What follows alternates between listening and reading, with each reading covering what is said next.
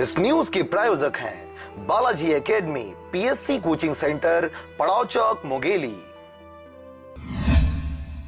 शासन द्वारा प्रदेश के हर वर्ग का ख्याल रखते विभिन्न योजनाओं का क्रियान्वयन किया जा रहा है, जिसमें शासन की महत्वाकांक्षी मुख्यमंत्री तीर्थ यात्रा योजना के अंतर्गत सोमवार को जिले के वरिष्ठ नागरिकों को तीर्थ यात्रा हेतु जिला मुख्यालय सहित लोरमी पथरिया से जनप्रतिनिधियों व अधिकारियों द्वारा हरी झंडी दिखाकर रवाना किया गया। तीर्थ यात्रा के दौरान हितग्राहियों को हरिद्वार, ऋषिकेश व भारत माता मंदिर जैसे धार्मिक स्थलों का यात्रा करवाया जाएगा। अभी हम लोग 18 जून 2018 को लेके जा रहे हैं हरिद्वार, ऋषिकेश, भारत माता मंदिर, जिसमें हमारे मुंगेली ज़िला से 234 लोग जाएंगे।